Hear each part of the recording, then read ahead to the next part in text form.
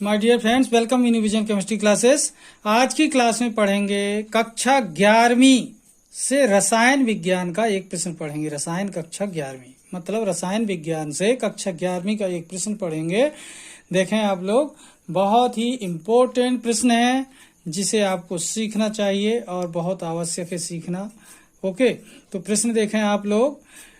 आयनन किसे कहते हैं? इसकी आवर्तिता तथा प्रभावित करने वाले कारक लिखिए।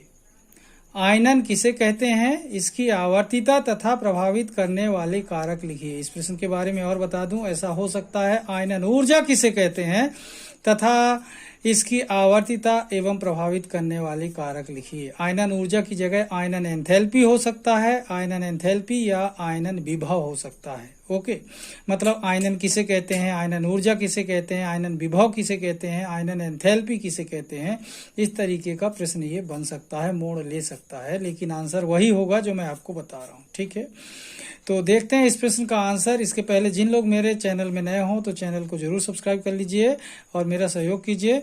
और देखते हैं आयनन ऊर्जा किसे कहते हैं। ओके, इसका डिटेल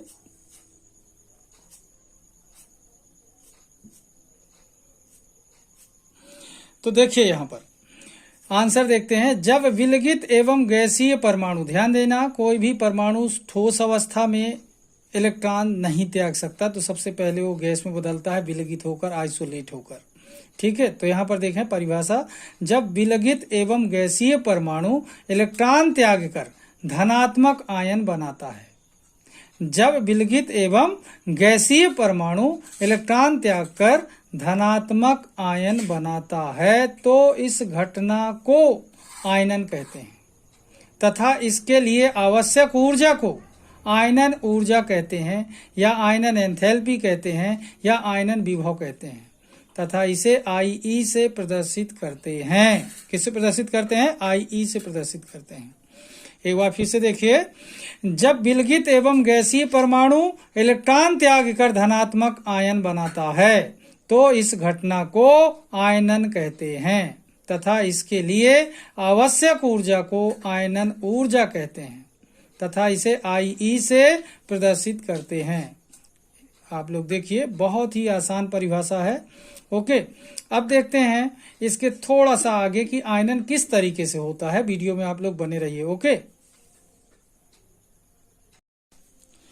देखिए, माना कि एक धातु M है, माना कि एक धातु M है जिसका आयनन निम्न प्रकार से होता है। यहाँ पर देख रहे हैं आप लोग, इसे समझा रहे हैं कि आयनन कैसे होता है। तो माना कि एक धातु M है जिसका आयनन निम्न प्रकार से होता है। यहाँ पर देखें, धातु मेटल क्या है? M है। ठीक है, अब यहाँ पर देखें, एनर्जी इसको लगती है तब इलेक्ट्रॉन बाहर निकलता है, तो प्लस IE1 लिखा हुआ है। एक इलेक्ट्रॉन निकालना है तो IE1 लिखा हुआ है, तो equal to M plus IE1 equal to M plus एक इलेक्ट्रॉन बाहर निकल गया। फिर यहाँ पर देखें, इसी को फिर से लेते हैं तो M plus IE2 equal to M plus 2 charge आ गया यहाँ पर और प्लस एक इलेक्ट्रॉन और निकल गया। फिर इसको लेते हैं, यहाँ पर देखें, फिर से देखें, M plus 2 plus IE3 equal to M plus 3 और एक इलेक्ट्रॉन फिर बाहर निकला। इस तरीके से देखें कि पहले बार एक इलेक्ट्रॉन निकला तो IE1 ऊर्जा लगी, दूसरी बार दूसरा इलेक्ट्रॉन निकला तो ऊर्जा कौन सी लगी? IE2, और तीसरी बार तीसरा इलेक्ट्रॉन निकला तो ऊर्जा कौन सी लगी? IE3। तो यहाँ पर देखें, IE1 क्या है? प्रथम आयनन ऊर्जा। IE2 क्या है? द्वितीय आयनन ऊर्जा। IE3 क्या है? तृतीय आयनन ऊर्जा है। अब इनका सम जो होता है, योग जो होता है, तो देखें IE बराबर E1 प्लस, यहाँ पर देखें IE बराबर IE1 plus IE2 plus IE3, मतलब इन सबको अगर जोड़ दें तो उस मेटल की आयनन ऊर्जा निकल आती है, आयनन ऊर्जा कहलाती है IE क्या है? इस मेटल की आयनन ऊर्जा है जो शुरू में हमने लिया था। ठीक है, इस तरीके से देखा आपने कि IE1 किसके लिए है? फर्स्ट इलेक्ट्रॉन निकालने के लिए। IE2 किसके लिए है? सेकेंड इलेक्ट्रॉन निकालने के लिए। IE3 क्या है? थर्ड इलेक्ट्रॉन बाहर निकालने के लिए है।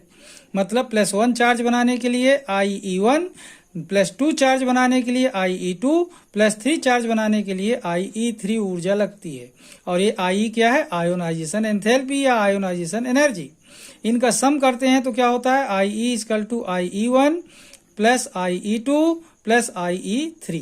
ओके, अब थोड़ा सा जाने अपन कि ये जो आयनन ऊर्जा है, आयोनाइजेशन एंथैल्पी है, इसका मात्रक क्या होगा। ठीक है, तो देखें यहां पर इसके मात्रक के बारे में। ठीक है, तो देखें आयनन ऊर्जा का मात्रक क्या है, ई भी लिखा हुआ है, इलेक्ट्रॉन वोल्ट या फिर के जे मोल इनवर्स, मतलब किलो जूल मोल इनवर्स, मतलब मोल में -1 की घात लगी है तो किलो जूल मोल -1 की घात, ये इसकी आयनन ऊर्जा की इकाई है। ठीक है, अब यहाँ पर थोड़ा सा और देखिए कि 1 इलेक्ट्रॉन वोल्ट प्रति परमाणु बराबर होता है 96.5 किलो जूल मोल इनवर्स। ये याद रखना पड़ेगा, काम आएगा आपको कॉम्पिटिटिव एग्जाम में।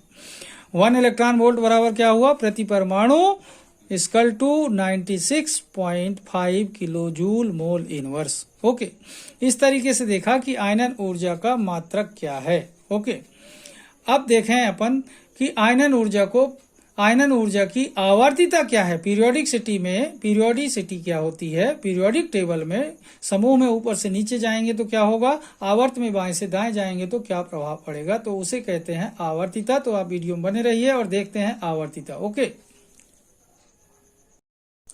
तो देखिए यहाँ पर आवर्तिता देखते हैं तो सबसे पहले ये जान लें कि पीरियोडिक टेबल में पीरियोडिसिटी जानने के लिए केवल 2 चीजों का ध्यान रखना है, समूह और आवर्त, क्योंकि जो आवर्त सारणी है 2 ही चीज से मिलकर बनी है, समूह से और आवर्त से। तो सबसे पहले देखते हैं समूह में आवर्तिता क्या होगी। तो देखिए समूह में ऊपर से नीचे आने पर, समूह में ऊपर से नीचे आने पर आयनन ऊर्जा का मान घटता है। ध्यान दें, जैसे हाइड्रोजन वाली लाइन की अगर बात करें, hydrogen, lithium, sodium, potassium, rubidium, caesium and francium, तो हाइड्रोजन से सीजियम की तरफ जाएंगे तो आयनन ऊर्जा का मान क्या होगा, घटेगा, क्योंकि परमाणु आकार बढ़ता है। परमाणु आकार बढ़ने से आयनन ऊर्जा का मान क्या होता है, घटता जाता है। तो यहाँ पर देखें, जैसे यहाँ पर देखें ये वाला कॉलम तत्व के लिए है और ये आयनन ऊर्जा का जो इलेक्ट्रॉन वोल्ट में है। ठीक है, यहाँ पर देखें हाइड्रोजन की आयनन ऊर्जा क्या है, 13.5, लिथियम की क्या है 5.4, सोडियम की क्या है 5.1, पोटेशियम की क्या है 4.3, रुबिडियम की क्या है 4.2, सीजियम की क्या है 3.9।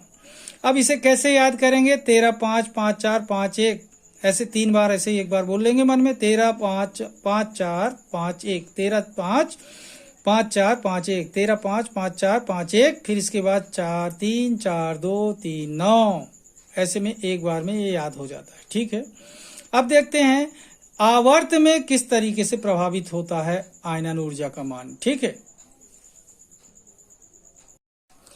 अब देखें आवर्त में आयनन ऊर्जा किस प्रकार प्रभावित होती है। तो यहाँ पर देखें आवर्त में बाएं से दाएं जाने पर आयनन ऊर्जा का मान बढ़ता है। आवर्त में बाएं से दाएं जाने पर आयनन ऊर्जा का मान क्या होता है, बढ़ता है। आयनन ऊर्जा का मान बढ़ता है अगर आवर्त में बाएं से दाएं जाए तो।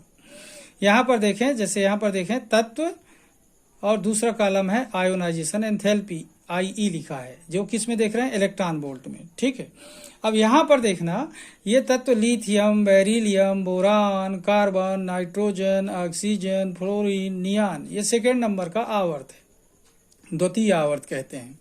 इसमें लिथियम की कितनी है 5.4, बेरिलियम की 9.3, बोरान की 8.3, कार्बन की 11.2, नाइट्रोजन की 14.5, ऑक्सीजन की 13.6, फ्लोरीन की 17.4, नियान की 21.6। याद कैसे करेंगे, 5, 4, 9, 3, 8, 3, 11, 2, 5, 4, 9, 3, 8, 3, 11, 2।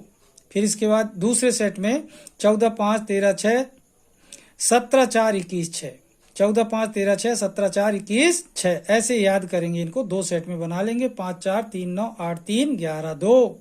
फिर 14, 5, 13, 6, 17, 4, 21, 6, 2 सेट में याद कर लेंगे। ठीक है, तो आवर्त में बाएं से दाएं जाने पर आयनन ऊर्जा का मान क्या होता है, बढ़ता है। समूह में ऊपर से नीचे आने पर आयनन ऊर्जा का मान क्या होता है, घटता है। ओके, इसके बाद देखते हैं आयनन ऊर्जा को कौन कौन से कारक प्रभावित करते हैं। तो वीडियो में बने रहिए और देखते हैं प्रभावित करने वाले कारक। अब देखिए आयनन ऊर्जा को प्रभावित करने वाले कारक देख रहे हैं, ठीक है। तो यहाँ पर देखें नंबर 1 परमाणु आकार। परमाणु आकार भी आयनन ऊर्जा को प्रभावित करता है। ध्यान दें, यहाँ पर देखें परमाणु आकार में वृद्धि के साथ आयनन ऊर्जा का मान घटता है। ध्यान दें, परमाणु आकार में वृद्धि के साथ आयनन ऊर्जा का मान घटता है। मतलब क्या हुआ, आयनन ऊर्जा परमाणु आकार के व्युत्क्रमानुपाती होती है।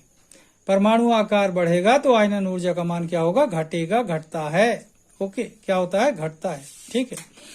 तो इस तरीके से परमाणु आकार किस तरीके से प्रभावित करता है, अगर परमाणु आकार बढ़ेगा तो आयनन ऊर्जा का मान घटेगा, ठीक है। सेकेंड नंबर देखें आप लोग, नाभिकीय आवेश। यहाँ पर क्या होता है देखें, नाभिकीय आवेश अधिक होने पर आयनन ऊर्जा का मान बढ़ता है। क्या होता है, बढ़ता है। उसका उल्टा हो रहा है, नाभिकीय आवेश अधिक होने पर आयनन ऊर्जा का मान बढ़ता है। अब इसके बाद देखते हैं नेक्स्ट कारक जो प्रभावित करता है। तो यहां पर देखें, नेक्स्ट देख रहे हैं क्या है, परिरक्षण प्रभाव। परिरक्षण प्रभाव, परिरक्षण प्रभाव अधिक होने पर आयनन ऊर्जा का मान घटता है। ध्यान दें, उल्टा हो रहा है। किसकी तरह हो रहा है ये, परमाणु आकार की तरह। परमाणु आकार बढ़ता है तो आयनन ऊर्जा का मान घटता है, परिरक्षण प्रभाव अधिक होने पर आयनन ऊर्जा का मान घटता है। सेम है बिल्कुल।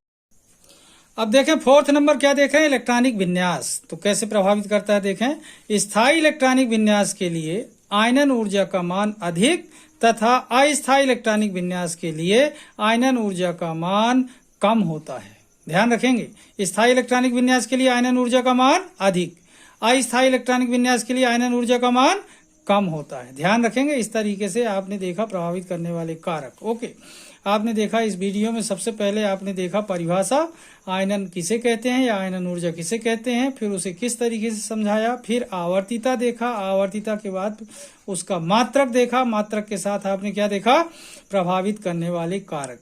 बहुत ही आसान प्रश्न है जो कि इम्पोर्टेंट है। आंसर बहुत ही आसान तरीके से मैंने आपको दिया है, जिसे एक ही बार में आप सीख सकते हैं। बहुत ही सटीक आंसर है, इसलिए वीडियो को आप पूरा देखिए। आज की क्लास को मैं यहीं पर समाप्त करूंगा। जिन लोग मेरे चैनल में नए हों तो चैनल को सब्सक्राइब कर लीजिए और मेरा सहयोग कीजिए। तब तक के लिए धन्यवाद। जय हिंद, जय भारत।